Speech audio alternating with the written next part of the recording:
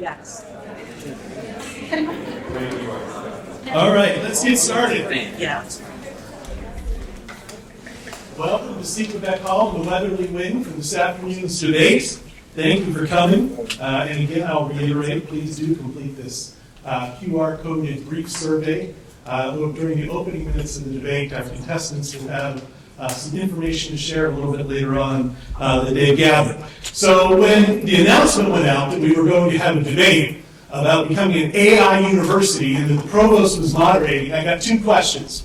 I got three questions. The first is, what the heck are you doing? You're the provost. The second is, are we becoming an AI university? And third, why do you think debate is a solution for that? I hope to convince you of the third question in a second, but I do think this is actually what a provost should be doing, which is facilitating discussions. Now, are we going to become an AI university? I don't even know what an AI university is, and that's why I'm here to join all of you. But debates and debating, I will defend this till my dying day, and that is the virtue and the importance of debate. I've heard concerns about debate, like, why would we have debate? This is an important discussion. Well, how do we have important discussions?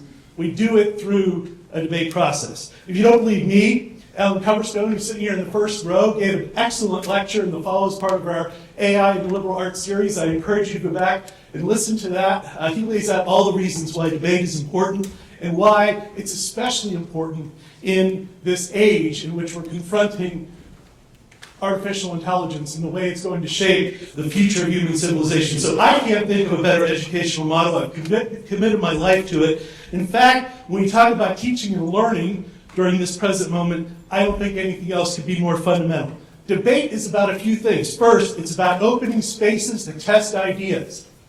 Second, it's about freeing oneself from your dogma and your beliefs to play in trying on others' ideas. Third, it's about being fundamentally human, which is giving and receiving of reasons. That's not something artificial intelligence can do. It's about rendering judgments about the quality of those reasons in the face of all the constraints that we have. And then lastly, it's about doing it over and over again, because not one debate can settle or resolve all the issues. And so we need to have an iterative process in which there are debates and debates and more debates. But I've done enough talking about debate. Let's get to it. Resolved. University of Mary Washington should be an AI university. Here's the format. There will be an opening affirmative speech from Dr. Rao for 5 minutes, and then an opening negative speech against an AI university by Mr. Bauschard. There will be questions between debaters, and that should prove interesting. They'll have 5 minutes to question each other. President Pano asked, what does the moderator do? And I said, it's to prevent fists from flying, but I'm not getting in the middle of these two.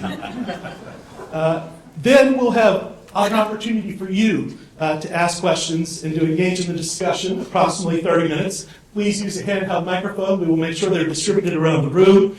There will then be an affirmative rebuttal of 4 minutes, a negative rebuttal of 4 minutes, a new QR code for you to provide more information, and then closing remarks from the debaters.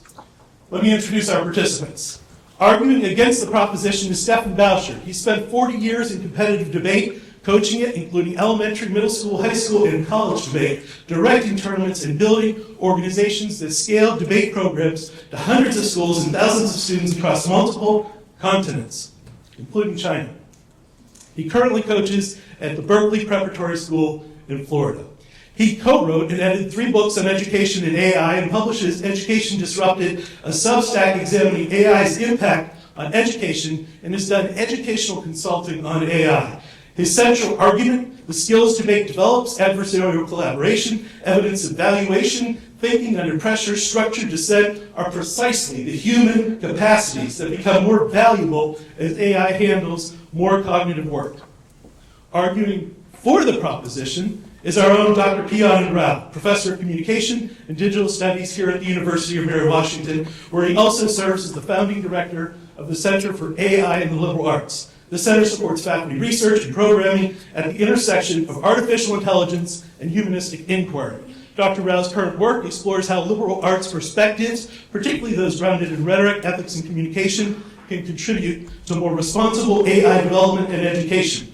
He is the editor of the forthcoming volume, AI pluralism, fostering diversity and dialogue in artificial intelligence, and his recent publications address topics such as explainability, contestability, and human agency in AI systems. He also serves as a subject matter expert for Oxford University Press's AI literacy curriculum and is co-host with Stefan of the AI in Higher Education podcast. What also makes this debate notable is that Stefan and Anand were debate partners in college.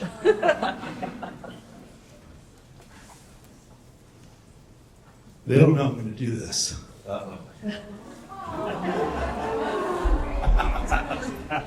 And before that, they were high school rivals here in Pennsylvania. So in some ways, this is a grudge match close to 40 years in the making. Of course, the topics they debated back then were things like, what should we do to restore stability in Latin America? There was no mention of AI in that topic. And so I'm happy to turn it over to two friends, two colleagues, two people that when I was debating at a different university in 1991, I couldn't stand debating them because they were unpredictable.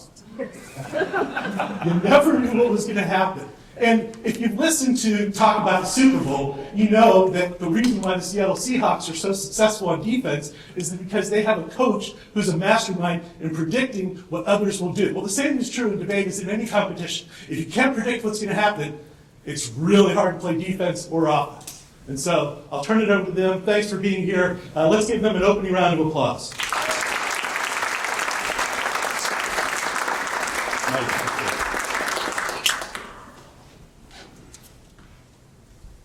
Tim's right. In fact, we were so unpredictable, we didn't know what we were going to do in most of those debates.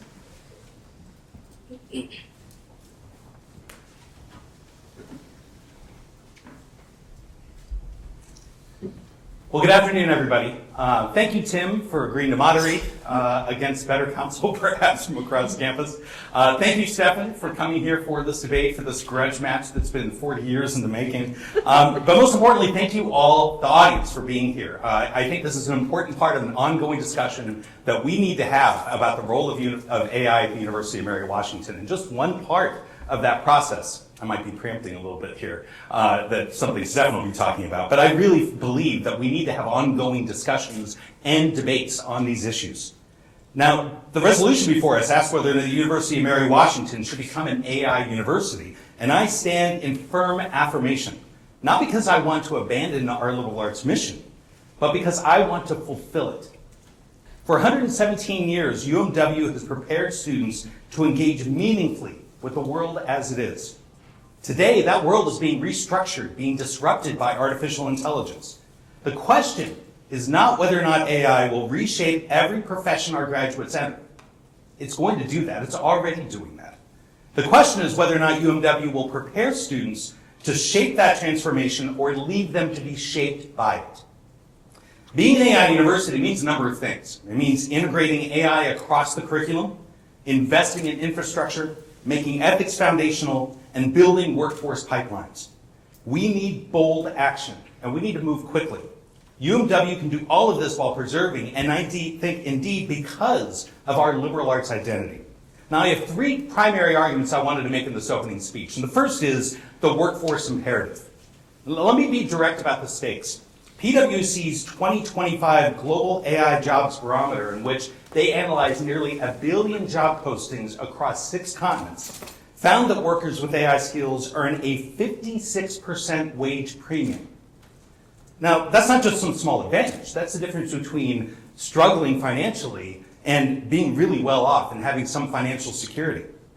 The World Economic Forum projects that 170 million new jobs will come about by 2030, requiring AI competencies. And more than half of hiring managers now say that they wouldn't hire a candidate who lacks AI literacy, regardless of the field. We're not just talking about STEM fields or technology. 70% of employers plan to hire specifically for AI skills. Now, the other 30%, I assume, are probably hiring for jobs that are going to be replaced by AI, so that's not really the market that we should be looking toward. Meanwhile, skills in AI-exposed jobs are changing 66% faster than other positions, and the World Economic Forum warns that, quote, the longer institutions wait to act on AI literacy, the harder it becomes to catch up. Delays compound quickly, creating gaps that become increasingly difficult to bridge. So this isn't about STEM fields. This isn't about computer science alone. This is about English majors. It's about history majors. It's about biology majors. Every student who will graduate into a workforce that expects AI competency as a baseline, no longer just a sought after, but an expectation. Now, my second argument here is that the liberal arts are an essential partner for the development of AI. Here's what critics of this resolution miss. Becoming an AI university doesn't mean diminishing liberal arts. It actually amplifies its importance. Dr. Fei-Fei Li, who's often regarded as the godmother of AI, the director, co-director of Stanford's Human-Centered AI Institute, and she's also one of the world's foremost AI researchers, puts it very clearly. She said recently, the quote, "Making AI more sensitive to the full scope of human thought requires insights derived from fields beyond computer science." She has a great recognition for the importance of the humanities, of the liberal arts, to be able to guide the development of this technology. And this isn't just theoretical. We've heard stories about companies like Apple actively recruiting humanities graduates because they realize that they need students from other perspectives to be able to develop products that require empathy and cultural awareness. Microsoft adds ethicists to its AI teams. Google employs philosophers and sociologists to help address algorithmic bias. Apparently, the tech industry has figured out what some people still doubt, that you can't build technology for humans if you don't understand humans. Who knew? Well, Aristotle knew. And some of the others that we find in our canon certainly knew that, and we know that as well. And we've seen what happens when AI lacks humanistic oversight. When you see studies from a few years ago, ProPublica was looking at research of the types of AI tools that were being used by courts, found that they disproportionately labeled black defenders as higher risk. Stanford research showed AI regenerating debunked racist medical practices. And that has led people like Yoshio Bengio, who's another leader in AI development, to call for ethical guardrails developed through collaboration with humanities and social sciences. At the University of Florida, when they were starting to develop their transformation into being an AI university, one of their STEM faculty members said very clearly, quote, "The philosophers must be engaged in what we're doing. Without the ethics component, institutions shouldn't pursue AI transformation at all." And when's the last time a STEM professor said that philosophy was essential? We need to celebrate these moments. This is the opportunity for the liberal arts not to be left behind, but to be able to lead this change. Now, my third and final argument is that UMW already has the foundation for it to become an AI university. It's not a leap into the unknown. We started the Center for AI and the Liberal Arts this year, which I'm very privileged to be able to lead.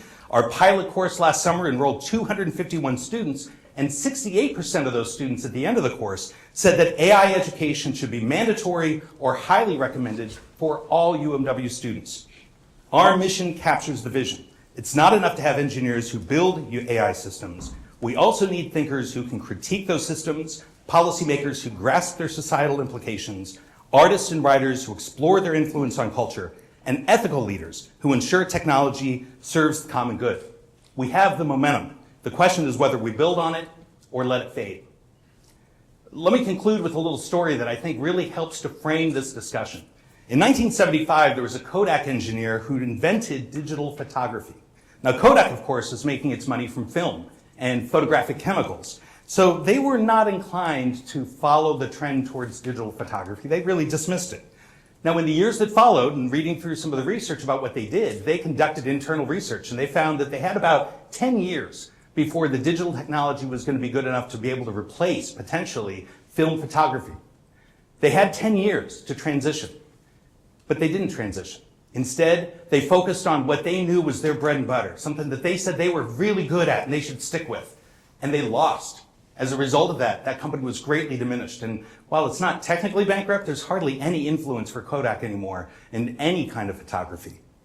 Universities face a creative destruction comparable to digital photography's elimination of film. But we don't have 10 years to wait. We have maybe 10 months, maybe a year, before we need to be able to make that transition because we've been studying it and we know the direction that we need to take. We can decide to lead this transformation or be left behind. So I urge an affirmative ballot in this debate, not to make UMW a technical school, far from it, but to ensure that our students can shape the AI future and not merely be shaped by it. Thank you.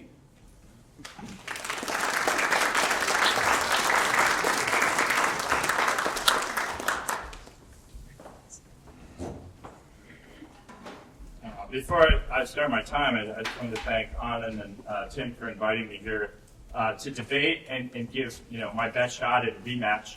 As Tim mentioned, Anand and I, we used to debate each other in high school. And I'll admit it, I always lost, but we kind of blamed it on the judges. We thought the judges were very experienced, Anand had all this ethos, and we thought we had better logos. Maybe we didn't, but we developed a nickname for Anand. We called him GQ Man because he was always so smooth. I don't really know what's happened to Anand since came out, so I just started calling him AI Man. So that's how I'm going to refer to him for the rest of the debate. But with that in mind, here, assuming I can start my new debate timer that we didn't change the whole university for, even though we have new timers. I'll start my speech. I want to begin by saying something that might surprise you. I'm not opposed in any way to AI. I do a lot of debate work and AI-related academic work all day, and I use AI. I think it enhances my intelligence. I think it's the future. I think society is kind of largely unaware of what's happening, and I agree with Anand that there's a very short period of time to adapt. But the idea that Mary Washington or any university should become an AI university, I don't agree with that at all. I think it's a kind of a contradiction. And I think how we frame this debate is really important. That the words we use to define ourselves and how we approach things are essential. And I'll make three main arguments. First is I think universities should be for human flourishing. I'm on the side of the humans. Let me start with a simple question, like what's a university for? It comes from the Latin, universitas, the community of scholars and students pursuing knowledge together. When the first universities emerged, they didn't call themselves like the printing press university, like the manuscript university. Those were just kind of tools along the way, and they focused on what the humans need.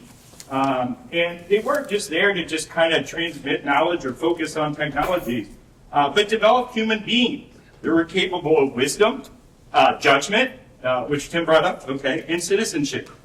The research mission of a university is fundamentally about expanding to the humanities and exploring what humans can become. We want to focus on developing human beings that are capable of those qualities. When we center a university's identity around a tool, even a powerful one, we shift the focus from the humans we're developing to the technology that we're deploying. When we begin to ask, how can our students use AI rather than what kind of humans are we developing, then we're kind of reversing that goal. Society's kind of already screwing this up, massively. At least in kind of across K-12 education, we're spending around $1 trillion a year. That's about the same as we're spending to develop artificial intelligence, like humans themselves are spending $1 trillion to develop artificial intelligence. I know of no company that is spending this kind of amount of money that's also trying to do that to develop human intelligence. So we have all this investment of artificial intelligence, and then we have other people arguing the university should also become that. My second argument is that process matters as much as the outcome. It's about how we make decisions in a university or really any community. Right? Universities should be models of deliberative democracy, places where we reason together, consider evidence, hear dissenting voices, make decisions through dialogue. The reality is, from what I understand, significant portions of the community, here and in other places, have concern. Some faculty members and students are skeptical, uncertain, and feel unprepared. Some students worry about what this means for their education in the future. Some people say leadership kind of requires pushing people along. Fair enough. But there's a difference between leading a community to change and imposing an identity on a transformation that hasn't yet deliberated. I agree that we're going to have a lot of change from AI. It's going to probably be the fastest change we've ever had in history. Some people say we'll have more change in the next 10 years than we've had in the last 100. And without kind of a deliberative process underneath that, regardless of what we do, it's going to cause a lot of conflict that's very going to kind of offset or eliminate the benefit. Third, I think tools change, but purpose endures. We don't have internet universities or computer universities or electricity universities, right? Even though these are general purpose technologies, we don't define ourselves based on the technology at the moment, right? institutions endure, and they're organized around purposes, not around technologies. What happens like when we, say, have quantum computing? There's just an article that popped up before this debate that says the Trump administration is going to issue a major executive order to develop quantum computing. Are we going to have the University of Mary Washington Quantum? Or the University of whatever comes next? Right? We have to focus on the purpose, not on the technology, or it kind of becomes meaningless. So in conclusion, I'm not here to argue against artificial intelligence. I'm here to argue for human beings and help human beings understand and adjust to this new world. I'm here to argue that Mary Washington should remain what universities have always been, communities that are dedicated to human flourishing, to the cultivation of wisdom and judgment, and to the development of citizens who are capable of navigating an uncertain future. We have a very uncertain future.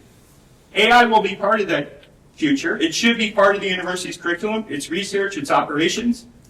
But we have to think about it differently than what is being proposed. We have to hold on to our purpose, or your purpose, and identity as a university, and not kind of get obsessed with the technology of the moment.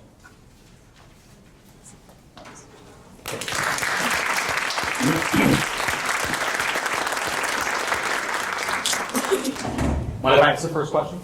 All right. So one of the concerns that you raise is that if we rebrand ourselves as an AI university, we've lost our identity. So I guess that means, my question for you is, does that mean that a research university is only interested in research and not interested in human flourishing? Well, they should be interested in a lot of things. I think it's a question of focus, right? Like, you kind of just seem like, we have AI, it's obviously been around for a while. It's become a huge part of society. Generative AI is now everywhere. It's going to disrupt things. It's going to advance other technologies, right? Like quantum computing and other things. But I don't think, like, when you call it an AI university, it does shift the focus, right? It's like everybody is going to start, okay, well, how can I get AI in my classroom? How can I do research with AI? What kind of new, like, AI tools? Do we have the most advanced version? It just kind of becomes focused on that. But if you focus on, like, what research are we doing? How are we helping people adapt to the world, right? The world that's emerging, not just the AI world, but the quantum world, space, right? We just saw massive initiatives to explore outer space, right? Like, we kind of got to focus on everything. Yeah, but you didn't really answer the question, and that is that a research university can also be concerned with human flourishing. No student goes to a research institution as their university and thinks, they're not worried about my human flourishing. Yeah, I mean, you could define the AI university, right, which I think is part of the strategy, like, to kind of be everything, right? It's like, well, we're going to do AI, we're going to do soft skills, we're going to do the humanities, we're going to do everything. But it seems that what you're really arguing for, and the difference is the difference in focus and the difference in name, right? And that's kind of the difference you seem to be articulating, and I'm kind of arguing that focus is undesirable. Okay. All right. So I have a question. So, you brought up Faye Faley. You point out it's pretty famous, right? She started the Center Human-Centered AI at Stanford University, right, with a philosophy professor, right? She thinks that we are only at the very ground stages of AI. Like, the technology we have are like barely anything compared to what's coming. Have you ever heard her argue that Stanford should rebrand itself as an AI university? I've never heard her say that they shouldn't, and certainly nothing that suggests that schools shouldn't take on an AI identity. I think that a lot of schools like Stanford or MIT have already adopted that understanding, and other schools that, like University of Florida or Purdue, that have really laid a claim to being an AI university and a national leader in that field. There's not a single AI researcher that I know of, including Dr. Lee, who has argued against that. None of them has suggested that, no, you shouldn't really disrupt your focus and look at AI as well. You should only do old traditional things. They're concerned about that. Has anyone proposed renaming themselves as an AI university other than what you're proposing for Mary Washington? Hold on. The resolution isn't to rename the university. You just said they've never argued against this. This is like a brand new idea, right? That just came up like a week ago when you came up with the debate topic, right? No, it's not. I am pretty creative, but I'm not that creative. There are many universities that have talked about being able to claim that they're an AI university, which means that they've integrated into Purdue has a graduation requirement where you have to take like a few classes about AI. You think that's the same as rebranding yourself as an AI university? No, I think the better example is probably the University of Florida that is integrated through its curriculum, through its infrastructure, through the support structures they have at the university. They have said explicitly that they want to be known as an AI university. And I think that's a great model because they've done that. Evidence for that?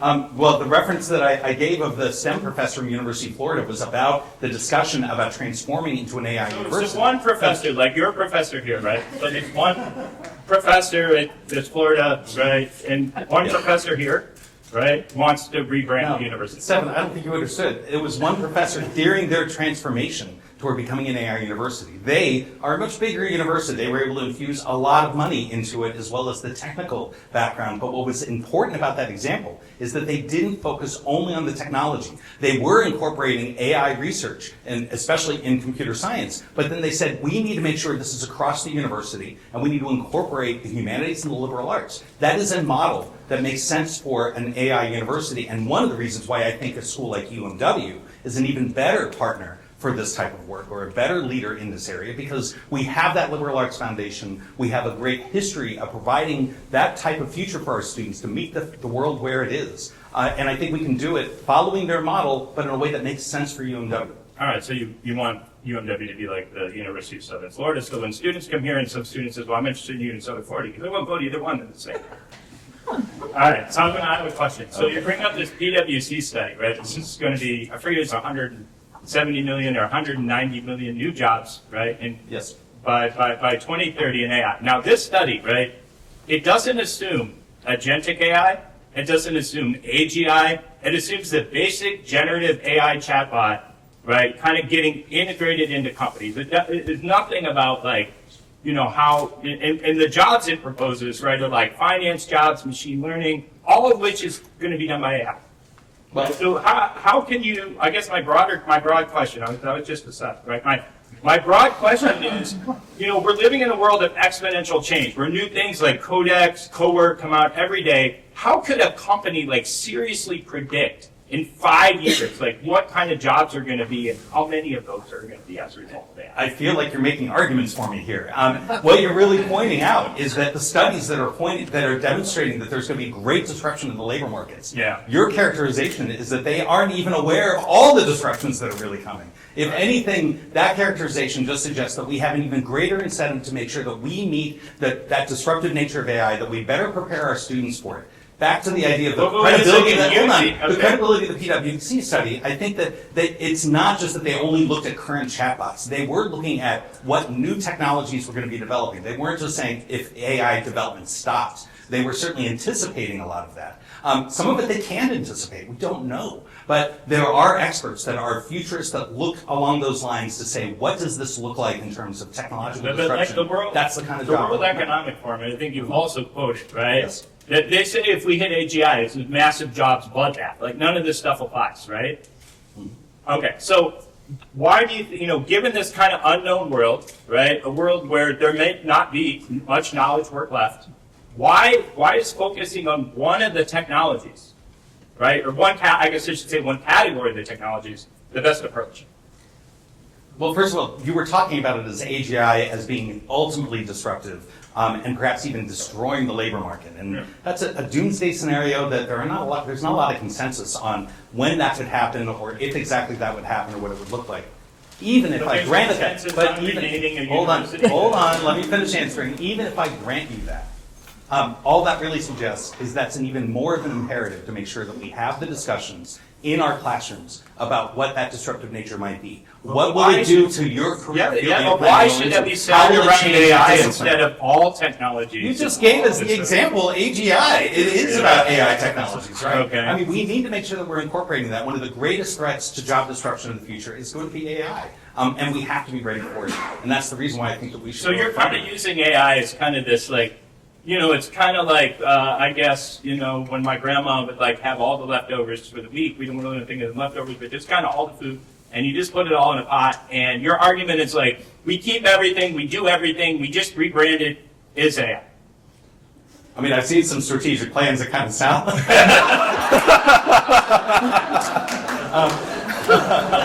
not ours, of course.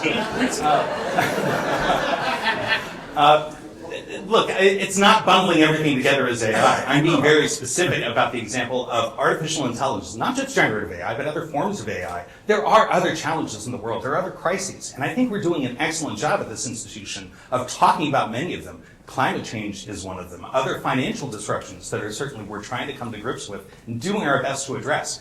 Generative AI is so disruptive and so different than any other technology that we face that we have to have a more concerted, different effort than we ever have before. And if we don't, then we're going to really... Well, what about like plans to invade the Western Hemisphere? Would that be like disruptive? Should we be named this the geopolitical change university? Like what?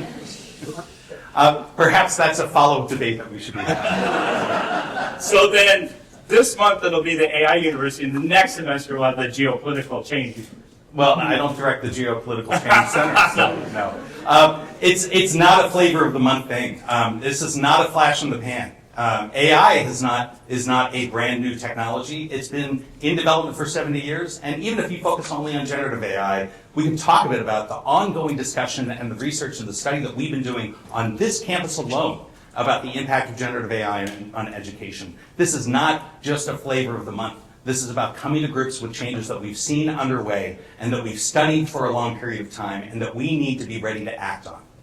Do you have any like time frame for this? Like, you know, I mean, you know, with AI, you could just rebrand the whole website. Like, I think we should have a concerted effort to follow the model of an AI university as soon as possible. If by the end of this semester we can put into place some of the elements so that we can revolutionize and re-strategize what the liberal arts means in the age of AI, if we can make sure that our enterprise AI system is ready for everyone to use, if we can start providing greater professional development for all instructors, if we can start incorporating AI tools into all of our offices to be able to provide greater efficiency and better service for our students, that's what I would advocate for.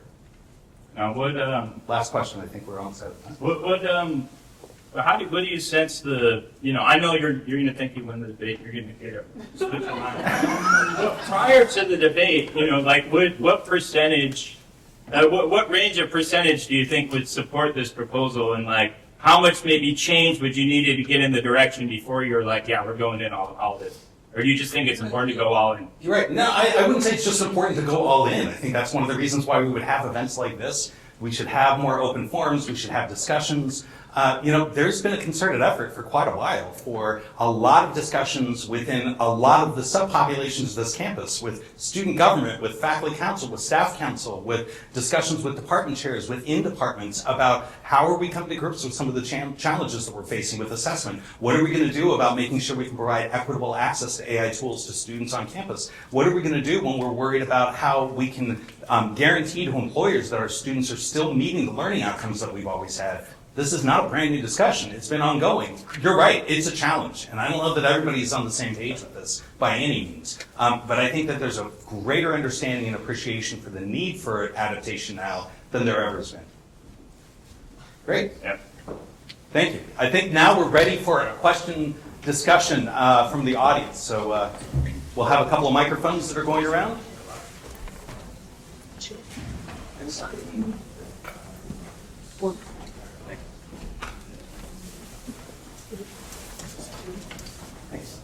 I don't know who was first. I know that I saw Marty up here too. So if you want to go ahead and Chloe, giving it to this gentleman up front. Yeah.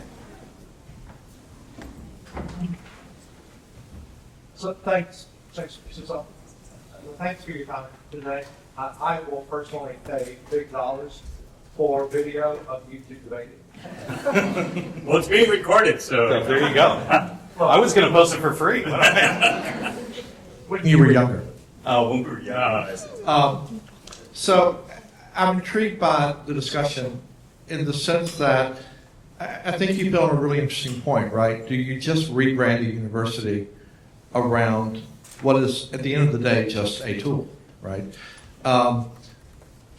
As someone who has spent my entire career training people, college graduates coming out of journalism school, the thing that disturbs me a little bit about what you're saying is, I can tell you over a 30-year career, one of the first things I tell every kid I hired and brought on board was, great, I'm glad you went to J school, I'm glad you're all listening to stuff. Now let me show you how life really works, right? I'm not sure that, when I look at that screen behind you and I see the Center for AI and the Liberal Arts, I think this is spectacular. This is exactly where we need to go.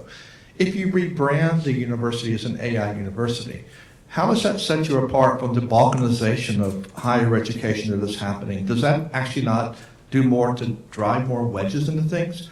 When I was in college in the early 80s, right, I was a liberal arts grad, but business school was all the rage. So everyone is moving toward majoring in business. And the liberal arts were poo-pooed as a cast-off, right? As you moved along, STEM became all the rage in the 90s and early 2000s, and liberal arts get kind of pushed to the side. It feels like that's happening again, and yet, going back, Anand, to what you said, how many CEOs do we know, and I can think of several, who are singing the values of liberal arts graduates in this environment, and one of them is a student that you taught here, right? So I'm not for or against, but I think you're raising a really interesting question from an institutional point of view about, do we just change the name, or to me, what you've done right here is exactly what a good university should be doing. Well, I appreciate those kind of words, but I'm afraid I don't think it's enough. And I would differentiate it this way. It's not, let's abandon what we've done so well for 117 years, and let's move away from being liberal arts. I think AI in the liberal arts is distinctive because it's not just any school could do that. Not any other school would be authentic in being able to claim that they're able to combine the study of AI with the liberal arts. And I think that's something we can do authentically, and I think that's something we can do incredibly well. So one of the concerns I have is that it's not just about marketing, it's not just about jobs, but we have to be honest. My kids that are in college and graduated college, they are worried about jobs, and they are trying to figure out how do they answer that question at that interview about what do you know about AI and how can you incorporate it in the work that you're going to do for me. And we have to be able to prepare our students not just with an easy answer, but with that clear understanding about how do they answer that responsibly and ethically. And that's one thing that I'm excited about, is that if we do it in a way that it's not just, hey, now we're an AI university. No, we're still the University of Mary Washington that is an AI university, drawing upon our strength as a liberal arts institution that for over a century has provided students with a foundation that will allow them to lead in whatever field they're going to go into. I think that's something we can do, and I think that's a fair concern. I value that, and we have to be very careful with that language that we're using. You're right, words matter, but I think we can do that, and we can do that fairly clearly. Anything you wanted to say about that? No, it's not really like a debate here that we're having. I kind of agree with everything that's being said. The one concern I raised a little bit is, right now there is this kind of like, well, if you want to go get a job, they kind of want to know, can you use ChatGPT or AI, other things, and how can it help you? We don't know that 5 years from now that's even going to be a job interview question. We're already moving into an era of most, these agents are basically kind of working. Like I can use them, and I don't have an exceptional technology background, and they say, by the end of 2026, you're just going to be able to go tell your agent what to do. So it seems the next job interview question is can you tell an agent what to do? I assume that everyone will know how to do that. So part of the concern with that I'm bringing up with the framing is we're focusing on AI, and we kind of assume that I agree that for the next couple of years that's at least going to help you get a job, or maybe necessary for you to get a job. I just don't know beyond that where it gets you. And I'm kind of trying to think about the big picture capacities to develop. Like Tim said at the beginning, debating, you kind of really think through who we are. A lot of people with, big people in AI, leaders in AI, I guess I should say, are talking about judgment, right? That all the knowledge we're going to be able to just access at our fingertips. It's going to be able to tell us anything, do all the calculations. It's really going to come down to judgment questions, to go to the climate change, how much action do we want to take on climate change if it slows down the economy a little bit, or, vice versa, right? Those are judgment questions, and ultimately we as humans are going to have to make judgments about how we want our society to be organized. And that's where I think kind of the focus should be, not so much on the AI. Great. Thanks. So we bring in the microphones around. I know there were some hands up. I think she's had her hand up for a little while. It should be on. Thank you. So you mentioned earlier that the University of Florida has had this big change into becoming a kind of AI university. And I want to know how AI has actually tangibly, provably improved the lives of students at the University of Florida, and like how we could bring those changes to us. And like, do you have any studies that prove that it has improved the lives of the University of Florida students? Yeah. So I don't know. I think it's a relatively recent development, so I don't know how that specific transformation. I do know that a lot of it had to do with early investment they did in the technology, so the people in the computer science program, particularly those students were really benefited by it. I think what they were really charting out that intrigued me is the idea that we need to make sure that we're providing access to these tools for all students. And it's not just access to the tools, but I think one thing that is really important to me is that we provide students with the training to an understanding about when is it appropriate to use these tools and when is it not. I mean, I use AI all the time, and there's some things that I realize it's really not very good for this. And there's some other areas that's like, yeah, it's really good for this. And even some areas where I think it's very good, I don't want it to do that because that's something I want to do. Those are the discussions we need to have. And I think one of the benefits and within this discussion is to say, well, maybe if we move in that direction, we can make sure that we provide for the space for that discussion. And it's not always use AI. It's definitely not. I think incorporating that in the curriculum also means having a discussion about when we shouldn't and what are some of the other broader concerns. Yeah, but that's not really what I was talking about, though. What I was asking was, like, the students' view on it. Like, how has it improved their lives? Do we have any words from the students of the University of Florida themselves talking about this and how they feel and how it has improved their lives personally and their prospects personally? Yeah, I don't know. I don't have that. I think it's pretty recent. That would be a really good thing to follow up on. I guess the only thing I could add to that is to say that after the Intro to AI class, it was really helpful for me to hear from students that took the class to find out, do you think others should take this class? Should we do this again? And do you think it's beneficial? And there were a number of, it's self-selected. They had a decision whether or not they were going to take the class. So I'm kind of assuming many of them were interested in learning about AI, but many of them said, yeah, this is a good experience. We should provide this for more students. And so in that way, I think it's probably beneficial. And that's why I think we should move in that direction.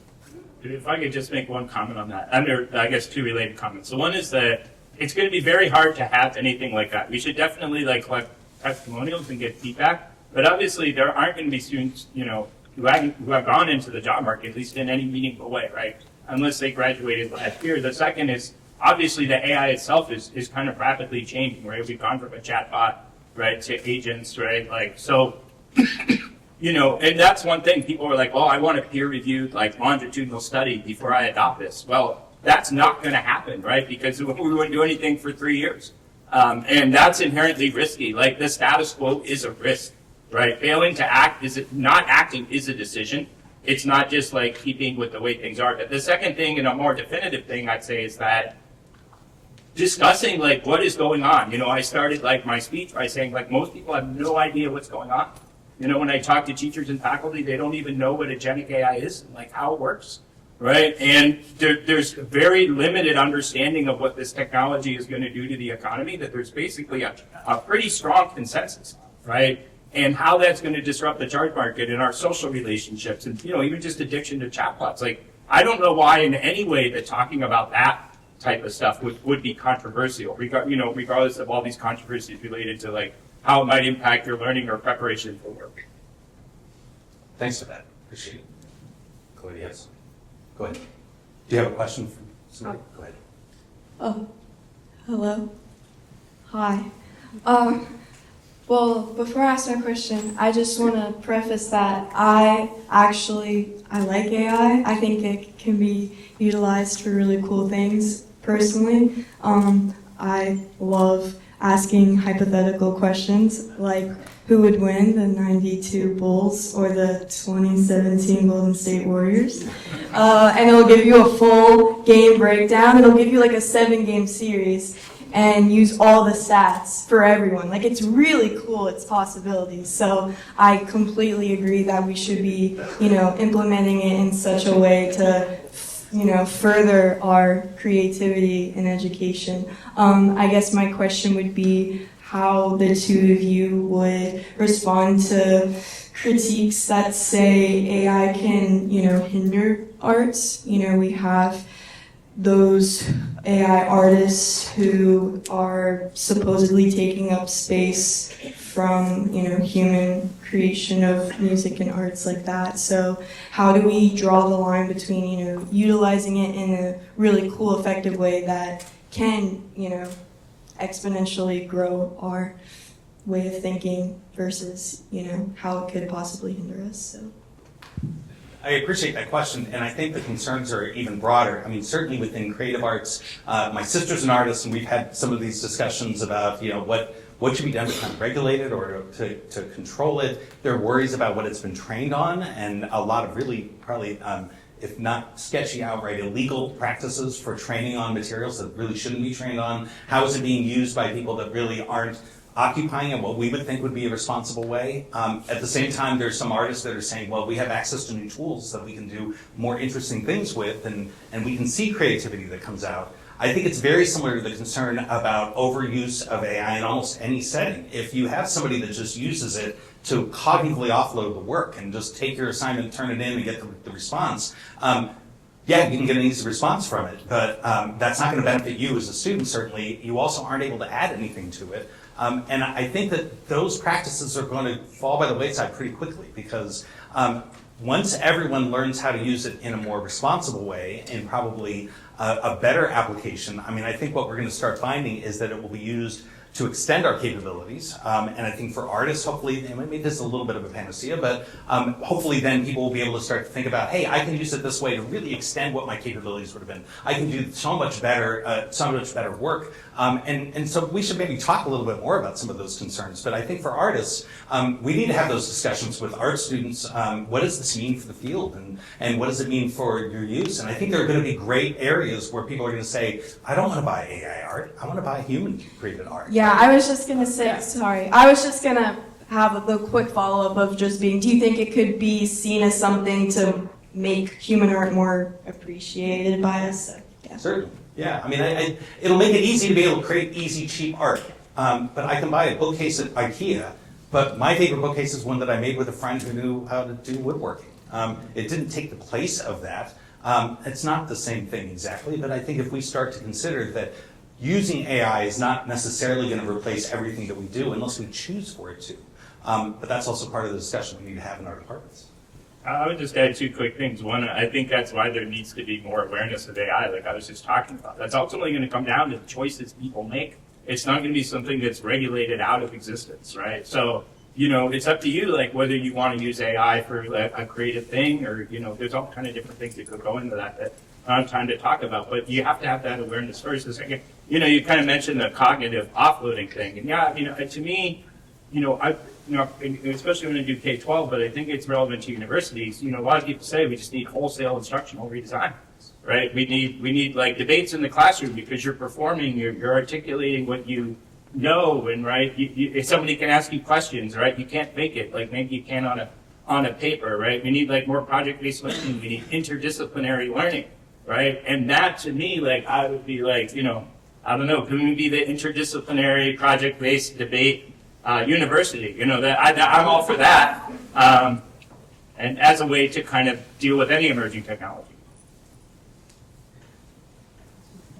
Thank you both for being here. I really appreciate it. I thought it was a very interesting discussion, but my question really kind of stems from the distinction between University of Mary Washington as a liberal arts school and adding that kind of AI school distinction on top of that. So liberal in liberal arts comes from the Latin word liberalis, meaning free or befitting a free person. So in my view, and as a tour guide on my little spiel that I give when I really talk about what Mary Washington's mission is, I talk about that our mission here is to produce graduates who are critical thinkers, strong speakers, and strong writers. So in my view, I'm interested to hear your perspective between the distinction of liberal arts from that AI. If AI, as you both have kind of said, one said that it lays the foundation, University of Mary Washington already has the foundation, and one said that it's about our, what was the word? Let me find it, sorry. Purpose, not technology. If AI is a tool that will help our university create more free thinking graduates and critically thinking graduates. I'm just curious why we would add that distinction. I mean, I think, there's been a good discussion of this. I mean, and there's kind of reality and there's perception, right? So I think the way Anand, is talking about it, like, makes a lot of sense in terms of, we kind of, this is a way to expand the tent and use all the tools we have and kind of all of our ideas and all of our talents across the faculty and students to help prepare students for an AI world. I think the second thing was like, okay, you really, I don't know if there's like an official proposal, let's say you officially rebrand as an AI university, how's that going to be perceived by the outside world, right? It's like, oh, well, they're going to think now this is, like the MIT of Virginia or whatever, right? And we're going to come here to learn AI, and we kind of, it's not really a liberal arts university, and we kind of like, maybe everyone just gonna get so obsessed with AI that even though you still have liberal arts, like the focus kind of disappears. So there's that, question, at the same time, it's like, oh, we were talking about this the other day on Monday with a speaker. It's like, everyone kind of perceives as like tech is like where you need to go, and like, you're gonna guarantee at least like some kind of a job and like a decent salary. It was like, we don't really know where humanities, liberal arts, like what does that really translate into? But now things are getting reversed, right? Like, it's hard to get a job, an entry-level job as a, computer scientist, right? Like, a lot of the tech stuff's going to be done by AI. So I'm not really like answering your question in any direct way, but I'm just saying that it is going to affect like how the university is seen, right? And how people relate to it and how they go about their day. It will change things. I would say very quickly that I don't think that much of what you say when you're giving those tours would change. My idea of it, as one faculty member here, is that liberal arts undergirds everything that we're doing. It's just that I don't know that we're doing enough to make sure that we're preparing students to think about the liberal arts in an AI world, because I think it is so disruptive and transformative. We need to be able to move in this direction, but the liberal arts is still there. It's still very important to it. And I don't know if the microphone made its way back to Professor Reno to make sure that he can give it to other people that were waiting for a little while. Do we have another question already? Okay, good. So one thing I've kind of noticed is that it seems like there's the best case scenario for AI is that all of us become maximally irrelevant. And everything else, every other scenario, is just like an end times dystopian wasteland of like Terminator. So, like, if that's kind of seems to be the case, or at least that's what it seems like the people who are developing AI want, is to make everyone basically irrelevant, such that they can just sell their product to do the jobs that everyone else is supposed to be doing. What is like the moral like justification for pursuing that at all as a university from a human level? So, I mean, a couple of things. It's a really important question. The first is that I think that calling ourselves an AI university doesn't mean that we're endorsing what any of these companies are doing by any means whatsoever. That I think that there, of course, some understanding, there's probably some friction there saying, well, of course, you're saying you're an AI university. You're not saying you're against AI. Look, I would say that we need to be realistic and talk about limits for AI and ethical and responsible uses of AI. I'm attending a conference in a couple of weeks that's all about safe and ethical uses of AI, and it's predominantly made up of researchers that are not at those big companies. They're talking about how can we use AI for the common good. I would take some, if not most, of what you hear from the CEOs of these big companies with a big grain of salt, because they're selling a product. And it's a lot easier for them to be able to get that $100 billion of investment if they can say, I'm creating something, my team's creating something that's going to disrupt the market to such an extent you won't even have to hire workers anymore, you'll save so much money. I think we're moving in that direction. I think there is a chance or a risk of that. I don't think it's as binary as it's either going to end up, what's your P-doom, or are we all going to be left without a job? I think there are a lot of other avenues there. I do think that even if you stop developing AI any further, there are so many applications right now that we have to come to grips with what that means for any of the jobs that we're talking about. But as it moves forward, I would hope that our students are going to help lead that discussion, and you need to have that ethical component. And I would think that an AI component within an ethical framework coming from a liberal arts institution will help guide that. So, like, how many people are we allowed to ethically replace? Well, I don't know. I think that's a discussion we should have. Yeah, I mean, I'd say a couple of things on this. The one is, I do have this concern about the branding, right? Like in this area, there's a lot of opposition to data centers, right? So it's like people might perceive this as like kind of being, oh, what are they going to build data centers all over the campus, right? Like, I'm not saying that's correct, right? But I kind of that like marketing concern. But I think on a more positive note, what you bring up is something why, like what Dr. Rao is proposing. In a way, I'm just proposing a little bit different, is essential. Like, I think that your generation, we have different generations here, but I'm primarily talking about the college students, right, is one of the defining questions of your era is going to be how do we distribute and redistribute income? Okay? How do we move from an entirely market-based economy to a level of income distribution? What is essential? People have proposed other things beyond universal basic income, like universal basic services, right? Like this is going to also, in a positive way, radically expand probably there's huge medical advances happening already. It's going to radically expand our lifespan. Over time, it may reduce climate change, right? It may unlock fusion. It's going to unlock energy efficiency, right? We're going to be able to get power from the sun, right? But my point is not to take a side in the debate. My point is that, like I said, most people are unaware of what you just said, right? And it's just like, you learn in school about like federalism, the balance between the states and the national government, how much executive power should there be, right? We study kind of all these things in school.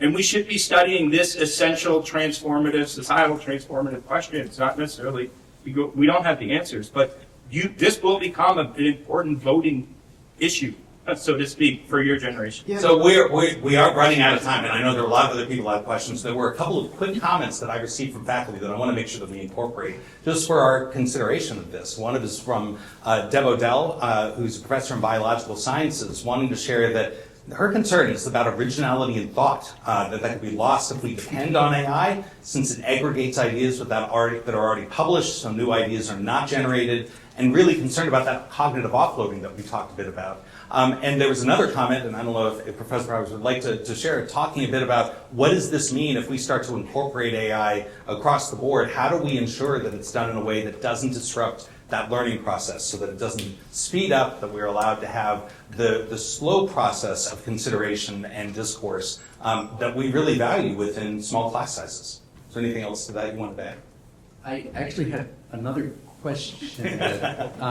Just really quickly, I thought that there's a branding issue here, right? There's a marketing issue when you label it as AI. Do you think that the community, the broader Virginia community, is ready for AI, to think of universities as AI? Is it more of a net positive versus a net negative?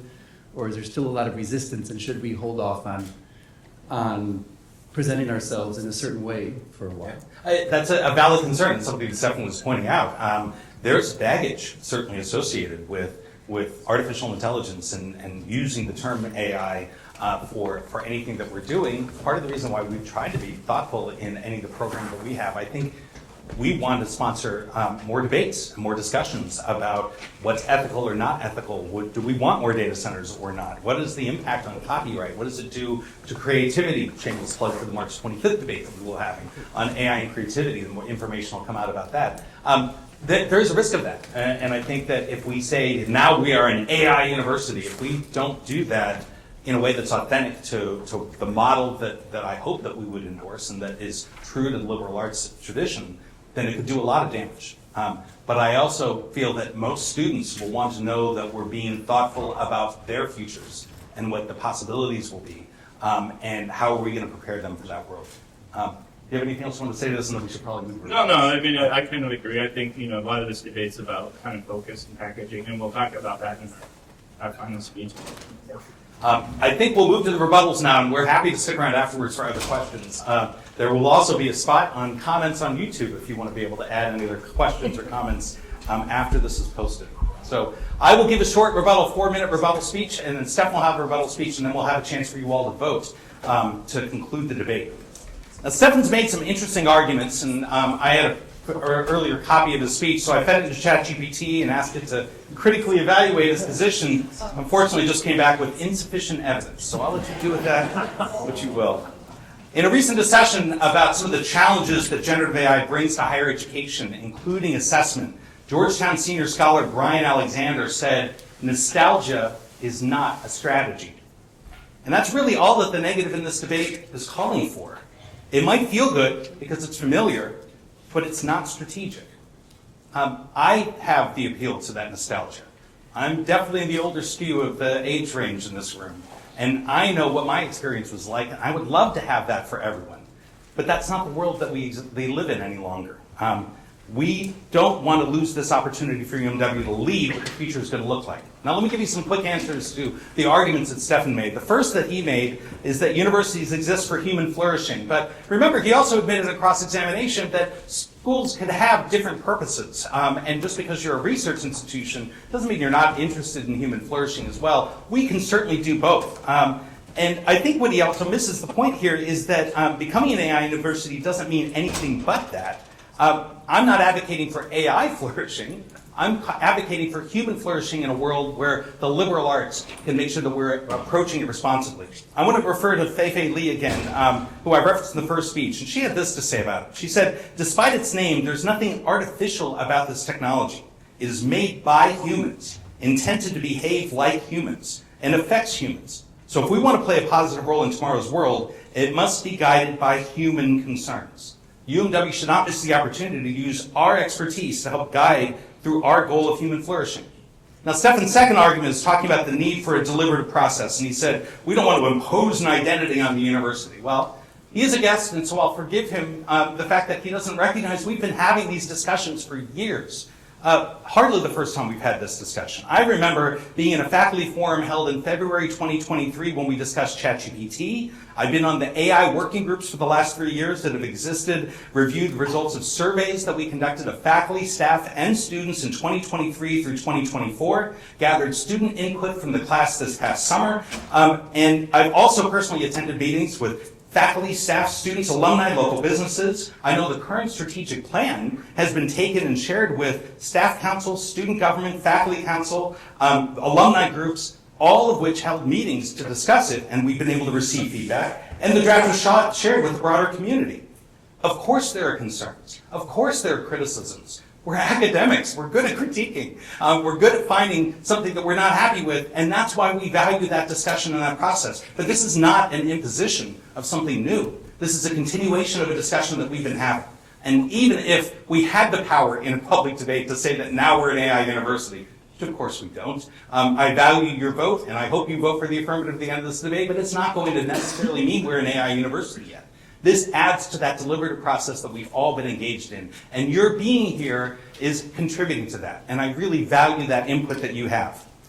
So, maybe he would recommend we create a strategic AI resource reallocation group to study this. Some of my faculty colleagues remember the last time we had a group like that. That's not what we need. We need to continue the discussion a little bit further, but we need to act. Finally, his third point was about tools change, but purpose endures. Well, I think the negative worries that if we embrace AI, we'll lose our identity. But by that logic, UMW lost its identity when they admitted men, or when we added the business school, or we added Wi-Fi. It didn't. We can change aspects of what we're doing. We change our curriculum at times when we feel it's necessary to change. Change is scary stops being an argument at some point. I think UMW's enduring purpose is precisely what the affirmative proposes. UMW does liberal arts education incredibly well. The resolution asks us to do liberal arts education well in an AI-transformed world. Now, Brian Alexander said it best. Nostalgia is not a strategy. The negative has offered some very thoughtful cautions, but caution won't protect our students from a world where AI skills command a 56% wage premium. Familiarity won't help them compete when employers expect AI literacy as a baseline. Kodak had 10 years to prepare, and they chose comfort over courage. We know how that ended, and we don't have 10 years. I think we need to act now. But here's what I think the negative misses. I'm not asking UMW to abandon the liberal arts. I'm asking us to fulfill them. When they said, the STEM faculty member at the University of Florida, that philosophers must be engaged, they recognized what we should embrace. Humanistic thinking isn't optional in the AI age. This is the time for the liberal arts, and we need to be able to take a leadership position in this. So the choice before us is clear, I think. We can cling to what feels familiar while the world transforms around us, Or what we can do, what UMW has done for 117 years, prepare students for the world as it is and not as we wish it were. We both agree that AI is going to shape the future. The question is whether our students will help shape it back. I urge you to vote affirmative. Thank you.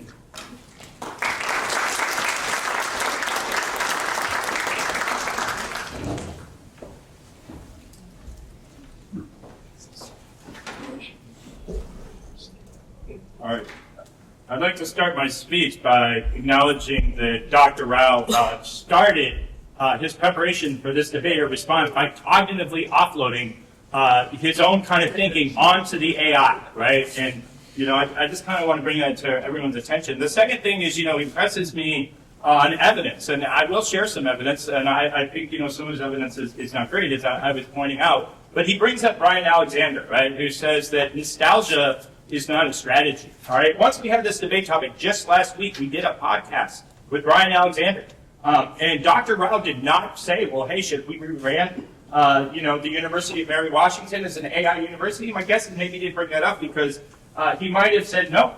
In fact, in the podcast, Dr. Alexander talks about how the world that we're approaching is volatile, uncertain, complex, and ambiguous. V.U.C.A, which is the strategy the military uses, right? And one of my central arguments in this debate is that because the world is like this, we can't pick one technology, even though it's a general purpose technology, and rebrand and focus on all that. We have to prepare students for a world that is volatile, uncertain, complex, and ambiguous. And the starting point, the main focus of that is the humanities. The humanities have survived for thousands of years and allowed us to adapt and help us think through how we're going to adapt to all these circumstances. And the question raised by the audience about job displacement and creativity and all these types of things, that ultimately needs to be the frame. I've kind of answered some of his arguments when we had our discussion, but in terms of the workforce, you don't need to rebrand the university. You just have the students use ChatGPT or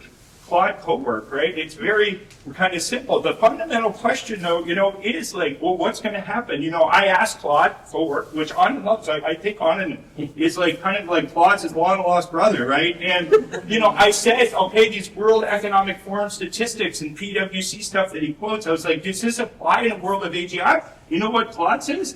It's in an AGI scenario, the World Economic Forum projections become almost comically obsolete. They're forecasting demand for cognitive specialists in a world where, by definition, machines would outperform humans at all cognitive tasks. And there's a piece of evidence, debate evidence from Kodak, who used to be at OpenAI, Google was trying to raise awareness. He said, this was from yesterday. Everything humanity has ever created, every task, every achievement, will very soon be performed better by artificial intelligence. That is the world we need to think about preparing for, and that's what we need these communities for. In fact, Claude suggests, where should we focus human development in this world? One, human judgment and high-stakes decision, where we refuse to cede to authority. Judgment, again, I cite, he says I have no evidence, I cited Dr. O'Donnell 3 times. He outranks it at the university, right? Second, roles that exist between humans where we need human interaction, care, companionship, ritual, right? We don't need elementary school teachers to have mastered AI to teach elementary school. We don't need people in old age homes to talk to, people towards the end of their life about AI. We need oversight, accountability, and governance of the systems, which he brings up, and we need activities that we do for our own sake, not economic output, which will be probably the hardest rebrand of a university, that you're not just here or anywhere in society. You're not just valued by your economics and your profession. He talks about the humanities, but we already have the humanities, right? Like my argues, we just should have prioritized things. I talked about Dr. Fei Li, who again is a great source, never says we should rebrand Stanford University. We already have things like this status quo. We already have the humanities. Like Dr. Rao's talking about how, in order to have the humanities, we have to rebrand as an AI university. I don't really understand that at all. We can just empower departments. On Monday before the presentation, I heard great professors talking about how they're incorporating AI into writing to help students write with AI, to study history, right? This is all kind of the status quo. Oh, I meant to bring up this Kodak thing. Kodak is different, all right? Kodak, those people knew they had to develop digital technology. They knew that that was the end, and they didn't do it, and they went out of business. Okay, we don't know what we need to do. We have rapid technological change. More change in 10 years in the last 100, which, Dr. Rao hasn't challenged at all. We have an uncertain world. We have emerging AGI, which could eat all jobs, right? Like, this isn't a simple thing of like, yes, if you knew what to do, then do it. You should do it, but that's not the question here. The final thing I'd like to say, we have the foundation. Yes, you're doing wonderful things. You have the AI Center, you have these professors that I was just talking about. You're actually probably far ahead of other people who I heard one university, they wanted to have us, just like a center, just like fiated out of existence or, with like no resources. Like, you're way ahead. Dr. Rao's done all this great work. You have faculty involved. He's kind of exaggerating what other universities are doing. MIT, there's a professor, Max Tegmark. You can look him up. He's famous in the AI field. He says MIT has no idea what's going on. They just keep doing the same thing over and over again. They don't understand the significance of the technology. Dave London, who's like an adjunct there professor, he runs an entrepreneurship program. He's a billionaire. He's like, MIT, we got like 3 classes that are relevant to the AI world, right? So don't assume that everyone's ahead. Purdue just said, in 4 years, you got to take like 3 classes about AI. They're probably going to be irrelevant by the time the students actually graduate. It'd be like, hey, take a class on how to use ChatGPT-5, right? So nobody's really like racing ahead. You're not behind. If anything, you're a leader, and you should build on that. You should build on your foundations. Don't just think like, oh, we just rebrand ourselves with AI. I don't agree with that.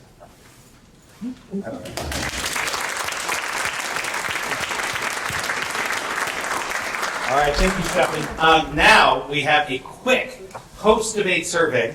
If you would please complete this, and then we will share here in just a couple of moments the results of the survey. As you're finishing putting in your answers, I'm going to turn it over to Provost O'Donnell and to Stefan to give their closing remarks. I did want to let you know about a great opportunity. We have the student in the back, Mateo, who is signed up to be an ambassador for OpenAI, and he has a set of books. I think close to 100 of them, you said, right? That are available for free. If you would like a copy, Mateo will be down here, and I'll ask him if he wants to come down. Make sure you come and grab one from him at the end of the debate. Also, any students that are here that need to sign the attendance sheets, we have copies on either side of the hall at the window ledge. Make sure you sign that, and I will send the information on to your instructors. So let me turn it over to you two. I will start getting the results ready to post, and you can give concluding remarks. I always thought the University of Pittsburgh would have won more debates if Stefan had spoken last for one of their debates. That was an excellent rebuttal. This was an excellent presentation. And again, this is not the first debate. It's not the last debate. We need to have many more of these discussions as we go along. That's what the essence of a university is and can be, and that's when we're at our best. And so to both of you, I'd like to thank you for the effort that you put in, that you shared with us.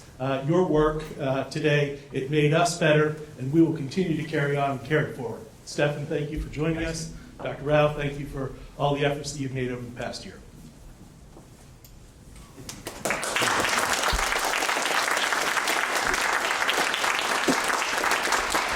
I guess the only thing I'd say, everybody voted, right? We can't have post, we can't have the speeches. And debate, you call it the 3 and R. The last speech, and you have the second negative rebuttal, and then the second affirmative rebuttal. And after the judge announced the decision, sometimes the debaters would argue. The judge would be like, you don't get a 3 and R. The debate is over. But the only thing I would maybe just kind of make one concluding remark. I mean, my major disagreement here is really kind of one of focus and one of definition and where that may lead you. Not so much, one of substance. Like I think that. I agree with, as you said in my speech, it is kind of imperative, to move quickly. I think not moving quickly, it's its own decision, right? It will change the world if you don't do anything, right? Just like it will change the world if you do something, right? It's a choice either way. It's not like, well, we could choose to do this or not. You could, but not will also produce outcomes. The third thing I kind of really, the world's radically changing. I don't know why it's controversial at all to really kind of have discussions in any type of class, right? About what AI means for the job market, our relationships with each other, addiction to technologies, some people are dating AIs, right? There's all kind of things that could be talked about. Now, I don't really have any reason at all that doesn't come up. And the fourth thing is, I do kind of, I only brought it up briefly, but, I think instructional redesign is a major part of this. If you debate in class, if you do projects, it's much more difficult to cognitively offload than if you just have to write something and kind of turn it in. So, those are some things, and, I do really encourage you to do something, right? Like, the status quo, I do not think will work.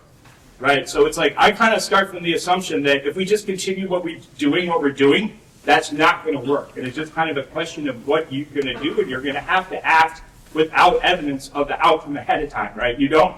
In Florida, you can look and okay, maybe you can ask people to graduate. There's no it can't be a longitudinal study before you act. Excellent, thanks, Stefan. Let me share some results with you. We have the results of the pre-debate survey, and this asked if you were to vote now, would you say that UMW should be an AI university? And the one column on the left is the votes that say that yes, we should be an AI university, and those on the right. So a good number in the middle, 20 on the right, 22 in the middle, 9 over on the left, and 12 and 14 for 2 and 4. Now, when we asked in the post-debate survey, let me show you what that result looked like. This talked about, no, this isn't the vote yet. We'll get to that in a second. This is, do you feel more informed about issues, about UMW becoming an AI university? And overwhelmingly so. 5 is saying, yes, I felt strongly this way. And so it was great to see that people feel more informed as a result of the debate. And the result for the final vote, interestingly, there were more people voting at the end than at the beginning. But I think Stefan won the debate, moving more people more toward the side of no, we should not be an AI university. Still a fair number here in the middle, and a few that were giving me some pity votes, which I appreciate. But a good result and a good discussion. Thanks again to Stefan for being here for this. I really appreciate it. Thank you to Tim for moderating.